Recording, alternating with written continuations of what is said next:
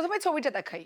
এই হলো বাবা, যে বাবা তার 4 বছরের মেয়েকে আছাড় মেরে খুন করেছেন। হ্যাঁ, 4 বছরের মেয়েকে খুন বাবার, শিশুকে নদীতে ছুঁড়ে ফেলে মারার অভিযোগ। নদিয়ার ধুবুলিয়ার মায়াকোলের ঘটনা, যেখানে স্ত্রীর সঙ্গে অশান্তি, আর সেই অশান্তির কারণে মেয়েকে খুন করেছে বাবা। আমার সঙ্গে সমীর রুদ্র রয়েছে, সমীরের সঙ্গে কথা বলবো। সমীর, প্রথমেই জানতে চাইবো যে স্ত্রীর সঙ্গে অশান্তি, স্ত্রীর বিবাহ বহির্ভূত সম্পর্কে অশান্তি, স্ত্রী যখন বাপের বাড়ি গেলেন 4 বছরের মেয়েকে সঙ্গে নিয়ে গেলেন না কেন? এক। আর দ্বিতীয় হলো যে এমন কি পরিস্থিতি তৈরি হলো যেখানে মেয়েকে ছুঁড়ে এভাবে হত্যা করতে হলো বাবাকে? দেখো তপস্বী, তোমাকে জানিয়ে রাখি যে মায়াকোলের বাসিন্দা বুদ্ধদেব ঘোষের সাথে বর্ষা ঘোষের প্রায় 5 বছর আগে বিয়ে হয় এবং তাদের একটি কন্যা সন্তানও হয়। এবং যেটা অভিযোগ যে বিয়ের পর থেকে এদের মধ্যে একটা অশান্তি চলতো। স্থানীয়দের যেটা দাবি করেছিলেন যে তার স্ত্রী বিবাহ বহির্ভূত সম্পর্ক রয়েছে এবং সেই কারণে অশান্তি। যদিও সেই দাবি অস্বীকার করেছেন তার স্ত্রীর দাবি বিয়ের পর থেকে বুদ্ধদেব ঘোষ মদ্য অবস্থায় তাকে মারধর করতো। গতকাল তাকে মারধর করে বাড়ি থেকে তাড়িয়ে যায় এবং তিনি মেয়েকে নিয়ে যেতে চাইলেও তার কাছ থেকে মেয়েকে কেড়ে নেন। এবং সন্ধ্যার দিকে মেয়েকে নিয়ে তিনি ঘুরতে যাওয়ার নাম করে জলঙ্গি নদীর ব্রিজের উপরে আসেন এবং সেখান থেকেই কিন্তু জলঙ্গি নদীতে তাকে ছুঁড়ে ফেলে দেওয়া হয়। এবং বাড়ি গিয়ে তাকে তার মাকে কিন্তু স্বীকার করেন যে মেয়েকে মেরে ফেলেছে এবং পরে পুলিশ গিয়ে সেই মৃতদেহ উদ্ধার করে এবং মৃতদেহটি ময়নাতদন্তের জন্য পাঠানো হয়েছে। এবং এর পাশাপাশি এই যে অভিযুক্ত স্ত্রী, তিনি কিন্তু থানায় অভিযোগ জানিয়েছেন তার স্বামীর বিরুদ্ধে এবং তার শাস্তিরও দাবি করেছেন। ইতিমধ্যে তাকে গ্রেফতার করে আদালতে পাঠানো হয়েছে। সমস্তি। বেশ সমীর।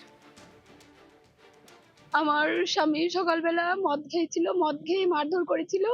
তারপর বিকেলে আমার মেয়েকে নিয়ে বাড়ি থেকে আমি বেরিয়ে আসছিলাম, তখন আমার স্বামী আমার মেয়েকে আমার থেকে কেড়ে নিয়ে আমাকে আবার মারধর করে বাড়ি থেকে তাড়িয়ে দিয়েছিল। দিয়ে তারপর আমি আমার বাবার বাড়িতে চলে গেছিলাম। দিয়ে তারপর ওখানে শুনছি লোকের মুখে যে আমার মেয়েকে মেরে জলে ফেল দিয়েছে আমার স্বামী। দিয়ে তারপর আমার বাপের বাড়ির লোক, শ্বশুর বাড়ির লোক এসে ওখানে খুঁজে নিয়ে এসেছিলাম। দিয়ে নিয়ে এসে হসপিটালে নিয়ে গেছিলাম। দিয়ে ডাক্তার বলেছে যে মারা গেছে। আমি ওর ফাঁসি চাইছি। 4 বছরের মেয়েকে খুন বাবার, শিশুকে নদীতে ছুঁড়ে ফেলে মারার অভিযোগ। নদিয়ার ধুবুলিয়ার মায়াকোলের ঘটনা। দুর্ভাগ্যজনক ঘটনা ঘটেছে। মেয়েকে সেখানের মধ্যে এখানে ফেলে দিয়েছিল জলঙ্গি নদীর জলে, তো তার জন্য মারা গেছে। তো সেটা নিয়ে আমাদের একটা স্পেসিফিক কেস হয়েছে, আমরা আসামিকেও সেখানের মধ্যে ধরতে সক্ষম হয়েছি। আমরা পুলিশ রিমান্ডের প্রেয়ার করেছি, সেখানের মধ্যে আসলে পারে তারপরে বাকি তদন্ত এগোবে। ঠিক কোন মানসিকতায় একজন বাবা তার 4 বছরের মেয়েকে খুন করতে পারেন? আমরা মনোরোগ বিশেষজ্ঞদের সঙ্গে কথা বলেছিলাম, তাদের বক্তব্য, ছেলে হলে কি শিশুকে খুন করতেন বাবা? এই প্রশ্ন উঠছে কারণ অন্যজনের রাগ শিশুর উপর, স্ত্রীর উপর রাগ থেকেই মেয়েকে খুন। মেয়ে হওয়াতে কি সহজেই খুনের ভাবনা? বাবার হাতে শিশু খুনের প্রশ্ন মনোরোগ বিশেষজ্ঞদের। একটা এক্সট্রা ম্যারিটাল রিলেশনশিপের কথা এখানে জানা যাচ্ছে। দোলের দিন ছিল বলে সাবস্টেন্স ইউজ অর্থাৎ অ্যালকোহলের ইস্যুটাকে মাথায় রাখতে হবে। এখানে যে রাগটা দেখানো হয়েছে এটাকে আমরা বলে থাকি সাইকোলজিক্যাল টার্মসে ডিসপ্লেসড অ্যাঙ্গার, অর্থাৎ একজনের ওপরে রাগ সেটা আমি মিটিয়ে নিলাম অন্য কারোর ওপরে। আমাদের মাথায় রাখতে হবে যে এখানে কি জেন্ডার ইস্যুসও আছে, যে আজকে যদি এটা ছেলে হতো তাহলে কি বাবা করতো? আমাদের সমাজ কি এখনো আমাদের বাচ্চা মেয়েদের প্রোটেক্ট করার জন্য যোগ্য অবস্থায় দাঁড়ায়নি? আমাদের যে সোশ্যাল ফিউচার, সাইকোলজিক্যাল এক্সিস্টেন্সের যে ফিউচারটা, এটা কি কালো গুহার মধ্যে ঢুকে যাচ্ছে বোঝা খুব মুশকিল। একটা ভয়ঙ্কর জায়গায় আমরা দাঁড়িয়ে আছি এবং ধীরে ধীরে যেন একটা অন্ধকূপের মধ্যে ঢুকে যাচ্ছি। কোথাও 4 বছরের শিশুকে খুন বাবার, আবার কোথাও 4 বছরের শিশুকে কিডন্যাপ। হ্যাঁ, শিশুকে বাড়ি থেকে তুলে ট্রলি ব্যাগে নন্দীগ্রামে গ্রেফতার করা হয়েছে গৃহ শিক্ষক সহ 5 জনকে। আমার সঙ্গে সুজিত ভৌমিক রয়েছে, সুজিতের সঙ্গে কথা বলবো। সুজিত, গৃহ শিক্ষক একটা বাচ্চাকে, 4 বছরের শিশুকে কিডন্যাপ করলেন কেন? মোটিভ কি? টাকা, শুধুমাত্র টাকার জন্যই কিন্তু তমশ্রী এই কাণ্ড, এমনটাই পুলিশ জানতে পেরেছে।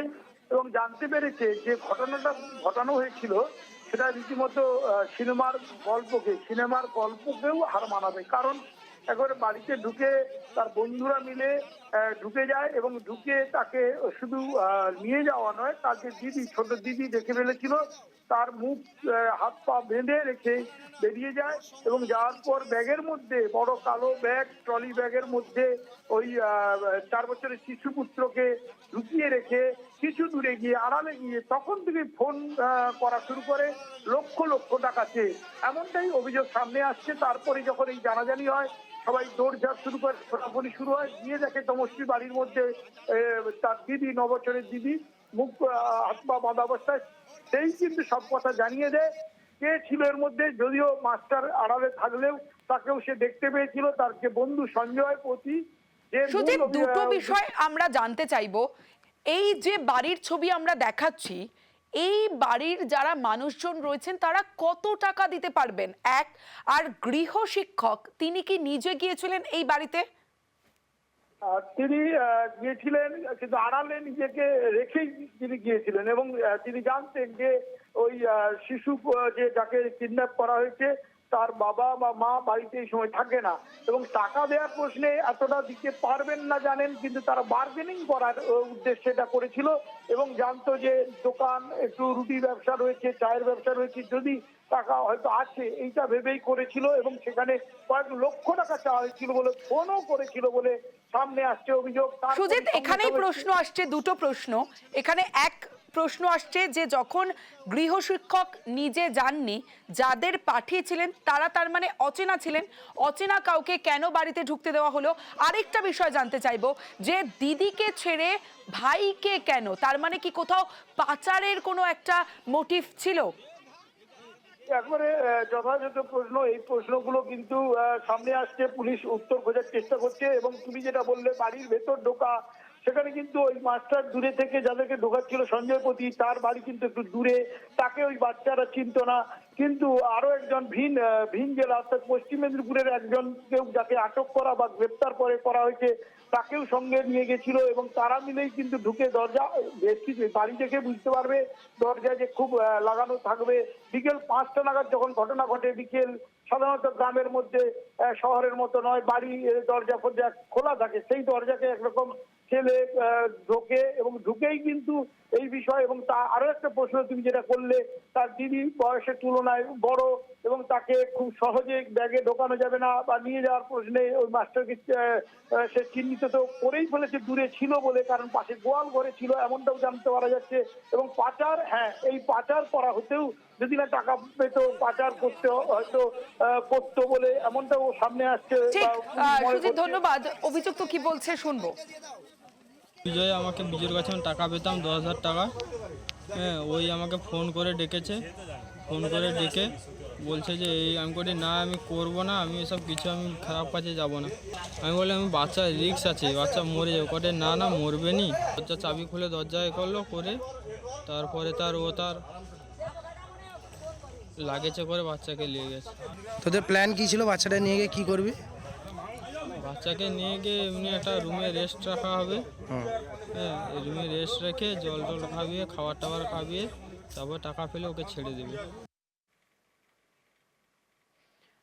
খবর দিন ভরে এবার স্বরূপনগরের দিকে নজর রাখতে হবে, কারণ ব্যবসায়ী স্ত্রী ও মেয়েকে ধর্ষণের হুমকি দেওয়া হয়েছে।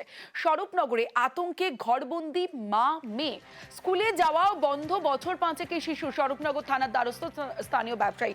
সরাসরি চলে যাব, জিয়াউল আলম রয়েছে আমার সঙ্গে, জিয়াউলের সঙ্গে কথা বলবো। জিয়াউল, কারা এই হুমকি দিচ্ছে প্রথম প্রশ্ন, আর কেন এই হুমকি?